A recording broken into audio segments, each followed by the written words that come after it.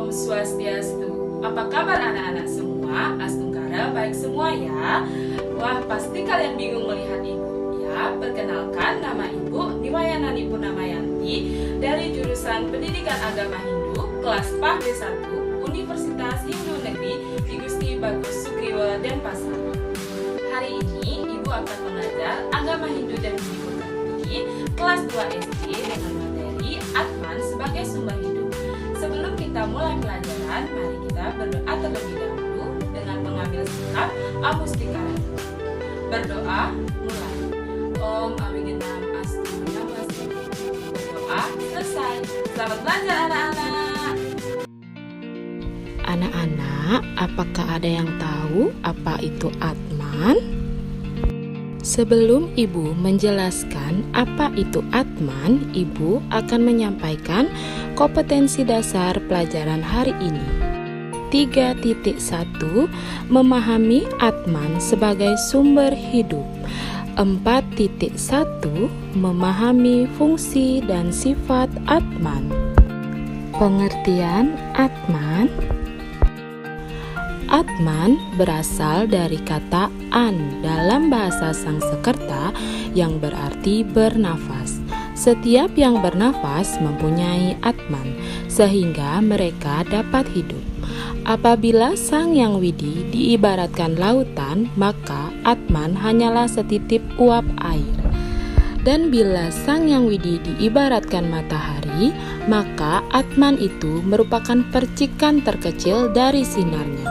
Dengan demikian, Atman artinya percikan-percikan terkecil dari Sang Yang Widi yang memberi hidup kepada semua makhluk hidup. Yang kedua, sumber Atman. Atman bersumber dari Brahman atau Sang Yang Widiwasa, mempunyai sifat antarjoti atau bersinar, tidak ada yang menyinari, tanpa awal dan tanpa akhir dan sempurna. Karena Atman merupakan bagian daripada Brahman, maka sifatnya adalah gaib, tidak pernah mengalami kelahiran dan kematian. Brahman dan Atman sama-sama kekal abadi. Di dalam kitab Upanishad dijelaskan bahwa Atman sama wujudnya dan sifatnya dengan Brahman. Di dalam sloka menyebutkan Brahman Atman Aikyam, yang artinya Brahman dan Atman itu tunggal. Yang ketiga ada fungsi Atman. Agama Hindu meyakini bahwa yang menyebabkan benda dapat bergerak, tumbuh, dan berkembang karena mempunyai roh atau jiwa. Roh atau jiwa menghidupi inilah disebut Atma. Manusia, hewan, dan tumbuhan adalah makhluk hidup yang terjadi dari dua unsur, yaitu badan dan Atman. Badan adalah kebendaan yang berbentuk dari 5 unsur kasar, yaitu Panca Mahabhuta. Di dalam badan melekat indria. Manusia memiliki 10 indria yang disebut dasa indria. Dasa indria dibagi menjadi 2, yaitu yang pertama ada Panca Budindriya, artinya 5 indria penilai. Bagian-bagiannya mata, hidung, telinga, kulit, dan lidah. Yang kedua ada Panca Karmendriya, artinya 5 indria pekerja. Bagian-bagiannya kaki, tangan, perut, dubur, dan kemaluan.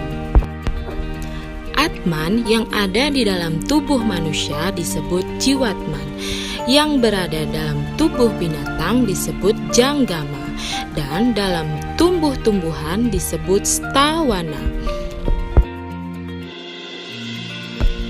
Indria yang ada pada badan kita tidak akan ada fungsinya apabila tidak ada Atman. Misalnya, mata tidak dapat digunakan untuk penglihatan jika tidak dijiwai oleh Atman. Telinga tidak dapat digunakan untuk pendengaran jika tidak dijiwai oleh Atman. Kaki tidak bisa bergerak untuk berjalan jika tidak dijiwai oleh Atman, dan hidung tidak bisa digunakan untuk bernafas jika tidak memiliki Atman.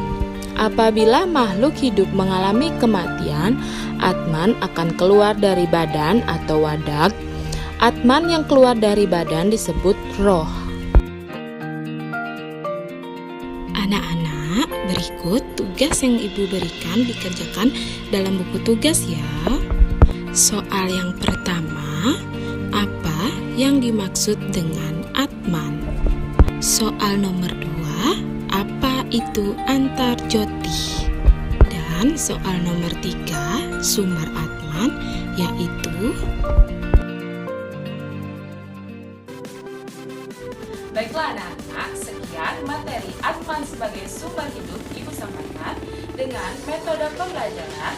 1. Metode ceramah, 2. Metode tanya jawab, dan 3. Metode penugasan. Jangan lupa kerjakan tugasnya ya. Sekian Ibu tutup dengan para